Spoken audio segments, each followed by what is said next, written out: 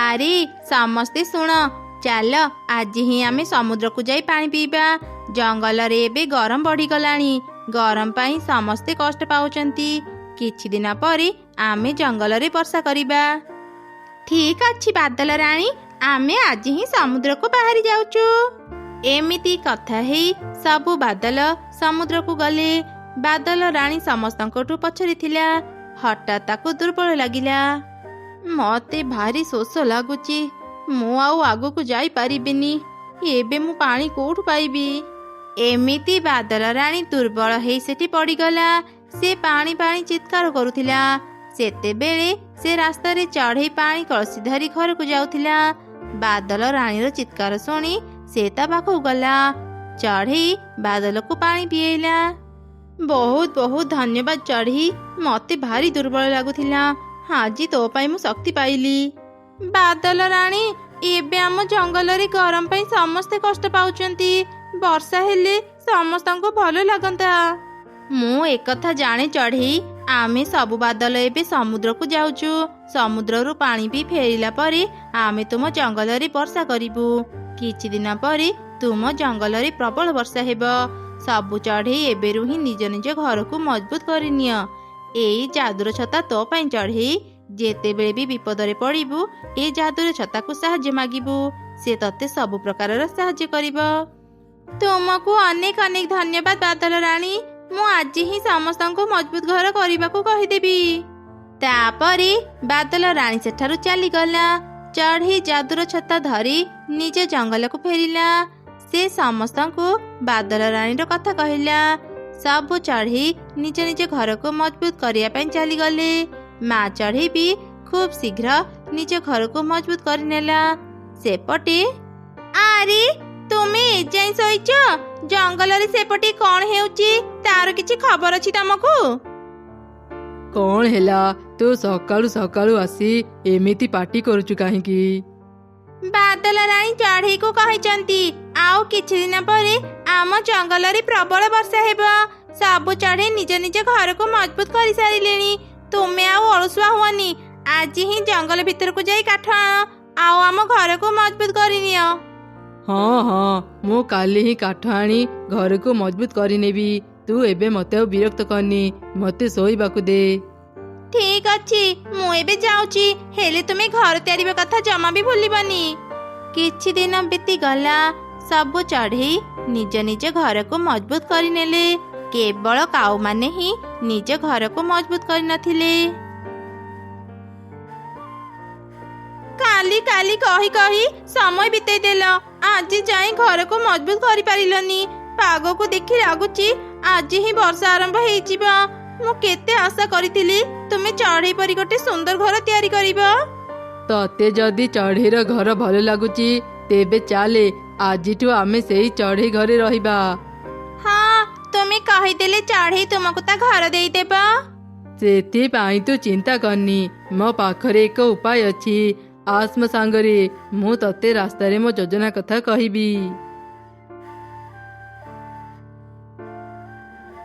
ଆରେ କୁନି, ସତରେ କଣ ବାଦଲ ରାଣୀ ତୋ ମାକୁ ଯାଦୁର ଛତା ଦେଇଛନ୍ତି? ହଁ, ମୁଁ ସତ କହୁଛି। ତମ ମାନଙ୍କୁ ବିଶ୍ୱାସ ହେଉନି ତ? ରୁହ, ମୁଁ ଏବେ ଘରୁ ସେ ଯାଦୁର ଛତା ନେଇ ଆସୁଛି। ଏମିତି କହି କୁନି ଚଢ଼େଇ ଯାଦୁର ଛତା ଆଣି ତା ସାଙ୍ଗମାନଙ୍କୁ ଦେଖେଇଲା। ସେପଟେ କାଉମାନେ ଚଢ଼େଇ ପାଖରେ ପହଞ୍ଚିଲେ। ଆରେ କାଉ ଭାଇ, କାଉ ଭଉଣୀ, ଆଜି ହଠାତ୍ ମୋ ଘରକୁ ଆସିଲ ଯେ? କିଛି କାମ ଥିଲା କି ମୋ ପାଖରେ? ହଁ ଚଢ଼େଇ, ଆମେ ଗୋଟେ ଜରୁରୀ କାମ ନେଇ ତୋ ପାଖକୁ ଆସିଛୁ। ତୋ ସ୍ୱାମୀ ବଞ୍ଚିଥିଲା ବେଳେ ମୋ ପାଖରୁ ଅନେକ ଟଙ୍କା ଧାର ନେଇଥିଲା। ସେ ମତେ ଟଙ୍କାଟେ ବି ସୁଝିନି। ଏବେ ତୁ ମତେ ସବୁ ଟଙ୍କା ଦେ। ନା, ଏମିତି ହେଇପାରିବନି। ମୋ ସ୍ୱାମୀ ମତେ ସବୁ କଥା କୁହନ୍ତି। ସେ ମତେ ତୁମଠୁ ଋଣ ନେବା କଥା କହିନାହାନ୍ତି। ତୁମେ ମିଛ କହୁଛ। ମୋରେ ଋଣ କାଗଜକୁ ଦେଖେ, ଏଥିରେ ସବୁ ଲେଖା ହେଇଛି। ତୋ ସ୍ୱାମୀ ଏଥିରେ ଦସ୍ତଖତ ବି କରିଛି। ସୁଧ ଆଉ ମୂଳ ମିଶେଇ ତୁ ଏବେ ମତେ 5 ଲକ୍ଷ ଟଙ୍କା ଦେ। ଏତେ ଗୁଡ଼ିଏ ଟଙ୍କା? କାଉ ଭାଇ, ମୋ ପାଖରେ ଏବେ ଏତେ ଟଙ୍କା ନାହିଁ। ତୋ ପାଖରେ ଯଦି ଏତେ ଟଙ୍କା ନାହିଁ, ତୁ ଏ ଘର ଆମକୁ ଦେଇଦେ। ତୁ ଆଜି ହିଁ ତୋ ଝିଅ ସହ ଏ ଘରୁ ବାହାରି ଯା। ନା ନା କାଉ ଭାଇ, ମୋରି ଘରକୁ ନିଅନି। ଏଇ ଗୋଟିଏ ମାତ୍ର ଘର ମୋ ପାଖରେ ଅଛି। ତୁମେ ଯଦି ମୋ ଘର ନେଇଯିବ, ମୁଁ ମୋ ଝିଅ ସହ କୋଉଠି ରହିବି? ମତେ କିଛି ଦିନ ସମୟ ଦିଅ, ମୁଁ ତୁମର ସବୁ ଟଙ୍କା ସୁଝିଦେବି। ନା ନା, ଆମେ ତତେ ଆଉ ସମୟ ଦେଇ ପାରିବୁନି। ତୁ ଭଲରେ ଘର ଆମକୁ ଦେଇଦେ, ନହେଲେ ଆମେ ପୋଲିସ ଡାକିବୁ। ଏମିତି କାଉମାନେ ଚଢ଼େଇକୁ ଧମକ ଦେଇ ଘର ଭିତରକୁ ଗଲେ। ଚଢ଼େଇ ମନ ଦୁଃଖରେ କାନ୍ଦୁଥିଲା। ସେ ତାର ଝିଅକୁ ସବୁ ଘଟଣା କହିଲା। ଠିକ୍ ସେହି ସମୟରେ ଜୋର ଜୋରରେ ବର୍ଷା ଆରମ୍ଭ ହେଇଗଲା। ମା ଝିଅ ଆଶ୍ରୟ ପାଇଁ ଗୋଟେ ଗଛ ଉପରକୁ ଗଲେ। ଏସବୁ କ'ଣ ହେଇଗଲା? କାଉ ଭାଇ ମୋ ଘର ନେଇଗଲେ।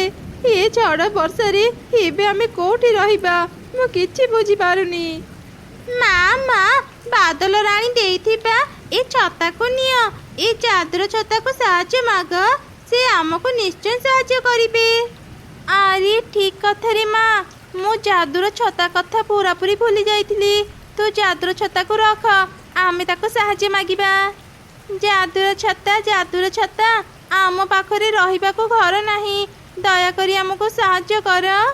ଚଢ଼େଇର କଥା ସରୁ ସରୁ ହିଁ ଯାଦୁର ଛତା ଗୋଟେ ବଡ଼ ଘର ପାଲଟିଗଲା। ମା ଚଢ଼େଇ ଆଉ ତାର ଝିଅ ସେ ଘର ଭିତରକୁ ଗଲେ। ଘର ଭିତରେ ଖାଇବା ସହ ଅନେକ ଧନରତ୍ନ ବି ଥିଲା।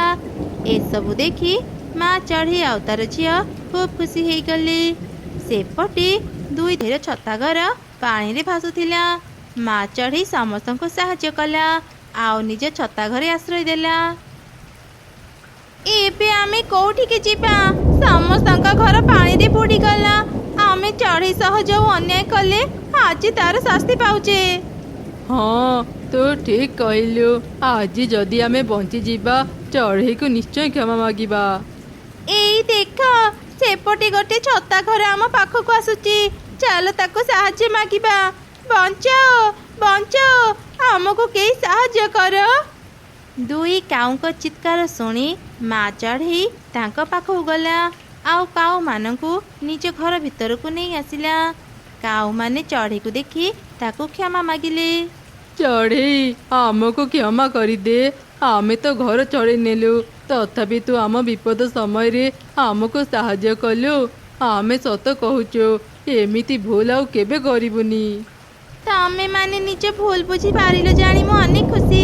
ଆଜିଠୁ ଆଉ କାହା ସହ ଅନ୍ୟାୟ କରିବନି, ସମସ୍ତଙ୍କୁ ସାହାଯ୍ୟ କରିବ। କିନ୍ତୁ ଚଢ଼େଇ, ଏବେ ଆମର କ'ଣ ହେବ? ଆମେ ତ କଥା ମାନି ଘରକୁ ମଜବୁତ କରିଥିଲୁ, ତଥାପି ଆମ ଘର ପାଣିରେ ବୁଡ଼ିଗଲା। ଏବେ ଆମେ କୋଉଠି ରହିବୁ? ସେଥିପାଇଁ ତମେ ମାନେ ଚିନ୍ତା କରନି। ବାଦଲ ରାଣୀ ଦେଇଥିବା ଏହି ଛତା ଘରେ ଅନେକ ଧନରତ୍ନ ଅଛି। ଆମେ ଏହି ସବୁ ଧନରତ୍ନ ବିକ୍ରି କରି ନିଜ ନିଜ ପାଇଁ ପୁଣି ଥରେ ଘର ତିଆରି କରିବା। ଧୈର୍ଯ୍ୟ ଧର, ବର୍ଷା ଛାଡ଼ିଯାଉ, ସବୁ କିଛି ଠିକ୍ ହେଇଯିବ। ଏମିତି ଅନେକ ଦିନ ବର୍ଷା ହେବା ପରେ ଦିନେ ବର୍ଷା ଛାଡ଼ିଗଲା। ଚଢ଼େଇ ତା ଛତା ଘରେ ଥିବା ସବୁ ଧନ ସମ୍ପତ୍ତି ସମସ୍ତଙ୍କୁ ସମାନ ଭାବରେ ବାଣ୍ଟିଦେଲା। ଚଢ଼େଇମାନେ ପୁଣି ଥରେ ନିଜ ନିଜ ଘରକୁ ସଜାଡ଼ି ଖୁସିରେ ରହିଲେ।